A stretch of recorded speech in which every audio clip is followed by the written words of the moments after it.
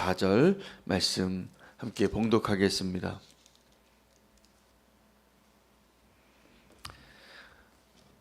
함께 읽겠습니다. 아비가일이 나발에게로 돌아오니 그가 왕의 잔치와 같은 잔치를 그의 집에 배설하고 크게 취하여 마음에 기뻐함으로 아비가일이 밝는 아침까지는 아무 말도 하지 아니하다가 아침에 나발이 포도주에서 깬 후에 그의 아내가 그에게 이 일을 말하매 그가 낙담하여 몸이 돌과 같이 되었더니 한 열흘 후에 여호와께서 나발을 치심에 그가 죽으니라. 나발이 죽었다 함을 다윗이 듣고 이르되 나발에게 당한 나의 모욕을 갚아주사 종으로 악한 일을 하지 않게 하신 여호와를 찬송할지로다. 여호와께서 나발의 악행을 그의 머리에 돌리셨도다 하니라.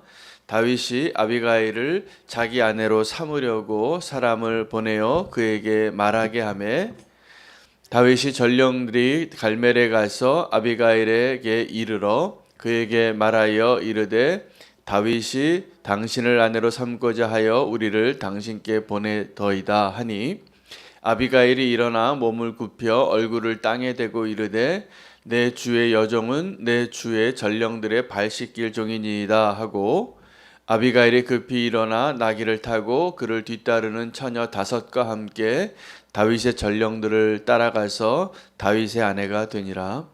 다윗이 또 이스라엘 아히노함을 아내로 맞았더니 그들 2사람이 그의 아내가 되니라. 사울이 그의 딸 다윗의 아내 미가를 갈림에 있는 라이스의 아들 발디에게 주었더라. 아멘. 하나님의 말씀입니다. 오늘 본문은 미련한 사람 나발의 죽음과 그 나발의 죽음 이후에 그의 아내였던 아비가일이 다윗의 아내가 되는 이야기를 기록하고 있습니다.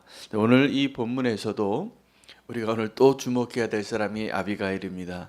3일 연속 하나님이 우리로 하여금 아비가일을 주목하게 하시고 그에게서 배울 지혜와 또 그의 모습을 우리가 닮아가기를 원합니다. 아비가일에게 나타난 그 2가지 성격이 나타나는데요. 하나는 아비가일이 미련한 사람에게 말하지 않는, 미련한 남편에게 언제 말해야 하는지를 아는 사람이었다는 사실입니다. 아비가일이 잘 기다리고 하나님의 때를 분별하고 미련하게 행동하는 사람에게는 충고를 하면 안 됩니다. 우리 잠언서에도 나온 것처럼 교만한 자에게 말하지 말라, 미련한 자에게 말하지 말라, 그것이 어리석은 일이니라 이렇게 말하고 있습니다. 그래서 미련하게 행동하는 사람 앞에서 정답을 얘기하지 않으시는 게 좋습니다. 그때는 기다려야 할 때입니다. 그래서 이 아비가일이 언제 나발에게 이야기했는가를, 이 사실에 대하여 알게 되어지는 것이 우리의 지혜입니다. 제정신이 돌아왔을 때입니다. 아침에 술 깼을 때. 근데 이 나발이 왜 다윗을 그렇게 모욕했을까? 첫째는 나발이 그 다윗이 어떻게 그 나발의 그 양떼를 지켰는지를 몰랐기 때문이 분명합니다. 그의 목동들이 나발에게 이야기해주지 않았기 때문이죠. 왜냐하면 그의 목동들은 이 나발이 말할 수 없는 상대라는 걸 알았어요. 그래서 말하지 않습니다. 아내도 말하지 않고. 2번째 이유가 진짜 이유인데 오늘 그 나발의 모습, 아비가일이 나발이 다윗을 모욕했고 다윗이 분노하고 돌아갔다는 사실을 알고 급히 다윗을 찾아가서 선물을 주고 다윗의 마음을, 그 분노를 가라앉히는 일을 하고 돌아와서 보니까 이 나발이 잔치를 베풀어서 취해 있는데 그것을 이렇게 표현합니다. 왕의 잔치와 같은 잔치를 그의 집에 배설하고 크게 취하여 마음이 기뻐했다고. 나발이 다윗을 왜 모욕했냐 하면 자기가 왕인 줄 아는 거죠. 자기가 왕같이 모든 게 풍족하고 기쁘고 행복한 시간이었는데 다윗과 같은 사람이 와서 날 좀 도와달라고 밥 한 그릇 달라고 하니까 그게 거지같이 보인 거예요. 그래서 어떻게 됐냐면 거지같이 대한 거예요. 하나님의 사람 그리고 자기의 은인을. 여러분 이게 미련한 사람입니다. 근데 그 미련한 사람과 정반대의 모습을 아비가일이 보여주는데 아비가일이 정말 지혜가 이런 사람이구나. 여러분 지혜의 본성은 끝까지 겸손한 겁니다.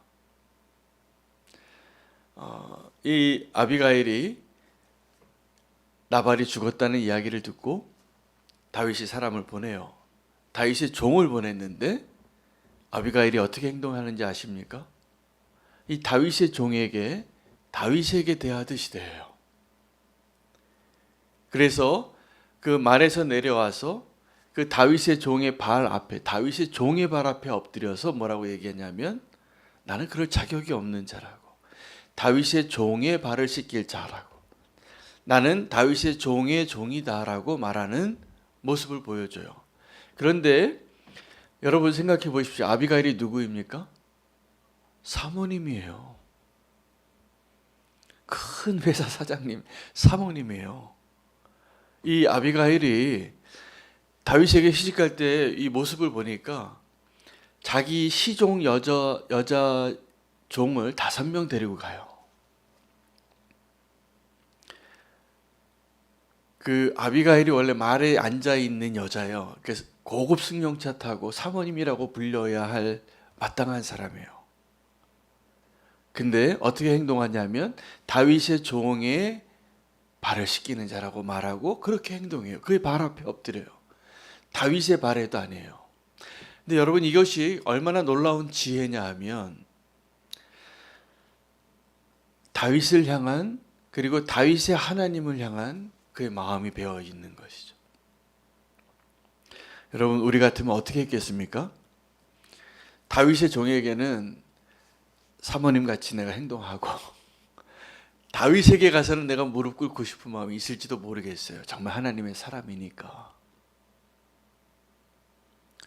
근데 아비가일은 정말 아름다운 지혜를 가지고 있는 사람입니다. 이렇게 지혜를 끝까지 소유할 수 있는 자, 그가 정말 지혜로운 자이기 때문이에요. 만약에 그녀가 지혜로운 척하는 여인이었다면 그 다윗의 종에게는 사모님같이 행동하고 다윗에게는 겸손한 여자같이 행동했을 것 같아요. 우리 같으면. 그런데 이 아비가일은 정말 지혜로운 사람이고 그 진정한 지혜의 본질, 그것은 그녀 안에 정말 지혜가 있기 때문입니다. 여러분 흉내내는 것들이 많습니다. 가짜 겸손이 있고요, 가짜 경건이 있고요, 가짜 믿음이 있어요. 근데 하나님이 보고 싶은 것은 진짜 경건이고 진짜 겸손이고 진짜 믿음이에요. 근데 이것을 위해서 우리에게 정말 필요한 것은 흉내내면 안 됩니다. 진짜 겸손해져야 돼요. 진짜 지혜로워져야 돼요. 이 아비가일이 지혜롭다는 것을 그의 기다림과 그의 성급함에서 발견하는데 이 아비가일의 행동을 표현할 때는 급히라는 단어가 또 한 번 나오더라고요. 오늘 본문에도 다윗이 불렀는데 내 아내가 되어달라고 그 청을 내가 받아들이겠노라 하고. 왜냐하면 이 아비가일이 뭐라고 얘기했냐면 다윗에게 선물 보따리 주면서 당신의 나라가 임할 때, 하나님께서 당신의 나라를 세울 때 나를 기억해달라 그랬어요. 이게 간접적으로 아비가일이 뭐라고 했습니까? 나발은 다 당신의 대적이 다 나발과 같이 되기를 원하나이다. 다 하나님이 심판해 주기를 원하나이다. 그는 어리석은 자입니다. 이렇게 말하고 나를 기억해 달라고. 그것이 청혼의 의미였던 거죠. 그래서 이 다윗이 너의 청을 내가 받아들이겠노라. 그리고 정말 나발이 죽으니까 그를 아내로 삼으려고 사람을 보내서 데려왔을 때 이 아비가일이 끝까지 겸손하게 엎드렸던 모습을 보면서 우리가 정말 끝까지 지혜롭게 사는 삶이 축복이구나. 여러분, 그런 사람들 많잖아요.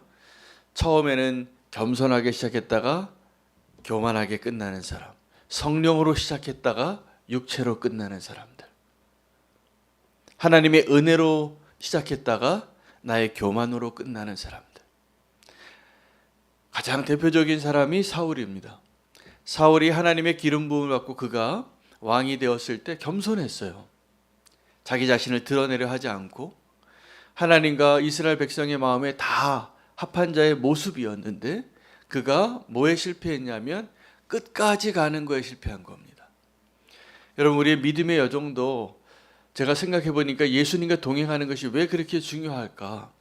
끝까지 가는 것을 이루기 위하여는 반드시 예수님과 동행해야만 가능합니다. 여러분, 겸손하는 거, 끝까지 겸손하는 거, 우리가요 본성이 죄인이고 본성이 교만한 자이기 때문에 끝까지 겸손하는 게 어렵습니다. 동행하지 않으면 안 돼요. 주님과 동행하지 않으면. 믿음으로 서는 것, 끝까지 믿음으로 사는 게 어렵습니다. 사도 바울이 참 대단한 사도예요.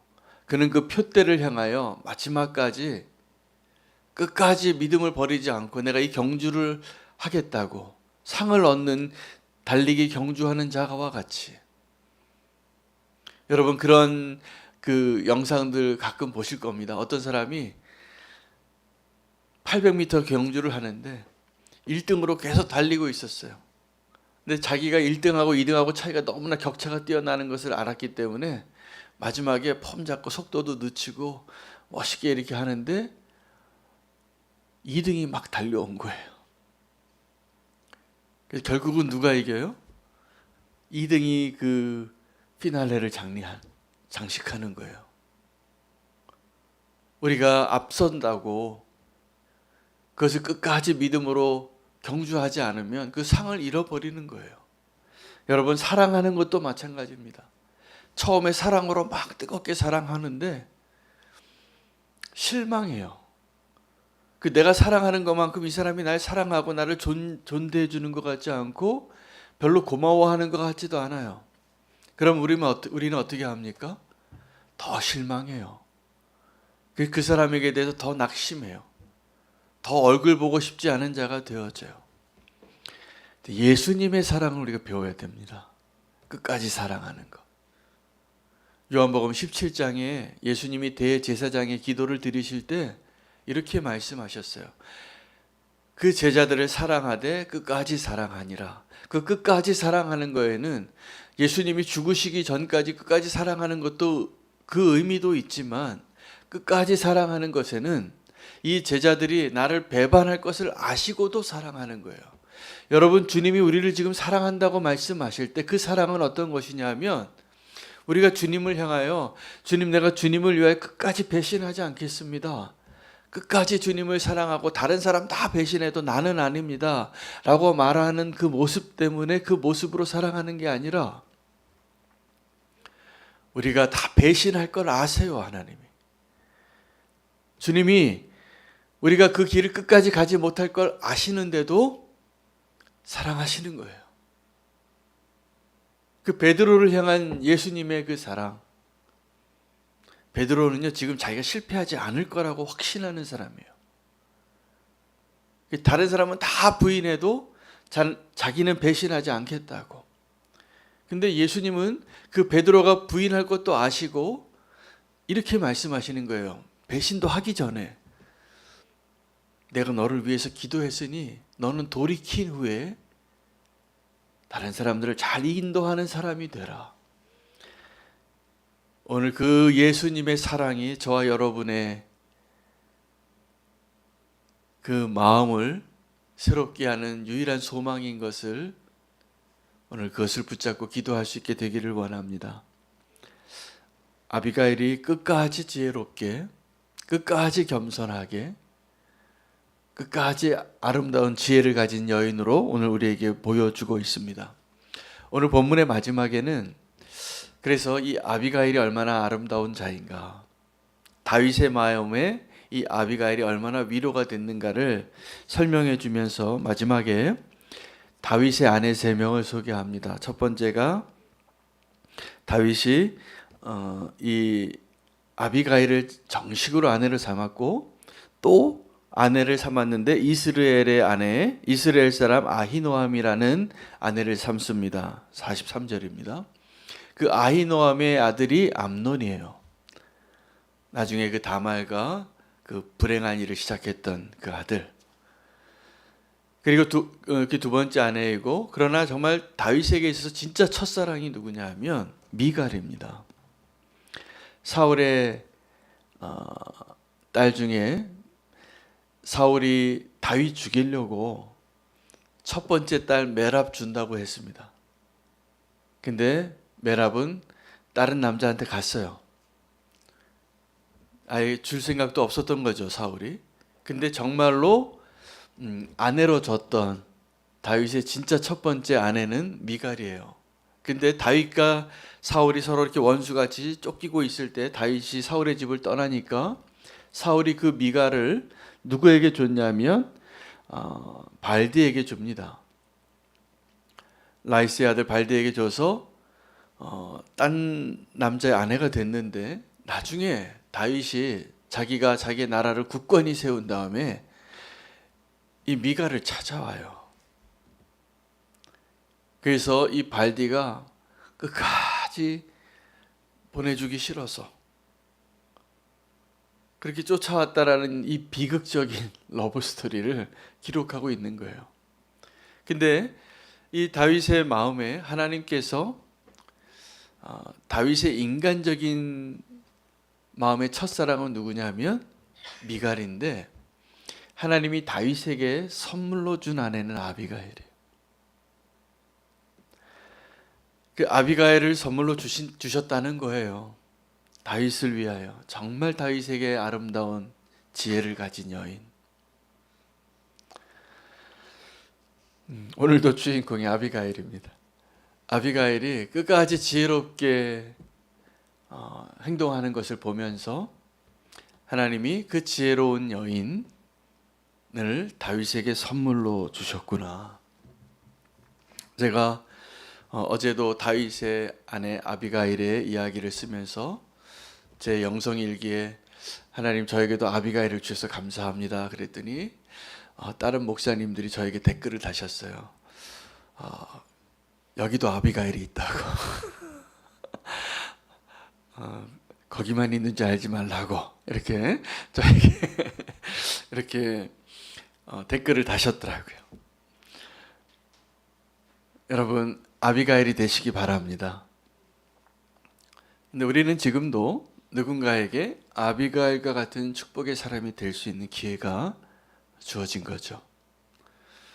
오늘 이 자리에 계신 분들도 꼭 누군가의 지혜로운 아비가일이 되어서 하나님의 축복의 선물과 같은 존재로 사시기를 축복합니다. 다윗에게 하나님 주신 축복의 선물이 아비가일이더라고요. 근데 그 아비가일이 그런 축복의 선물과 같은 지혜로운 자가 될 수 있었던 것은 끝까지 지혜로운 겁니다. 그 끝까지 변하지 않는 지혜, 이게 진짜 지혜예요. 그래서 예수님이 끝까지 사랑하셨던 것처럼 오늘 저와 여러분이 끝까지 지혜로운 자가 되기로 결단하며 그렇게 주님의 도우심을 구하고 또 주님과 동행할 수 있는 소망의 하루가 되시기를 축복합니다. 오늘 하루를 사시고 오늘 하루의 예수 동행 일기에는 내가 지혜로운 아비가일이 되었던 고백들이 풍성해지는 모습이 되시기를 기대하며 축복합니다. 오늘 말씀 붙잡고 끝까지 지혜로운 자가 되기를 소망하며 함께 기도하는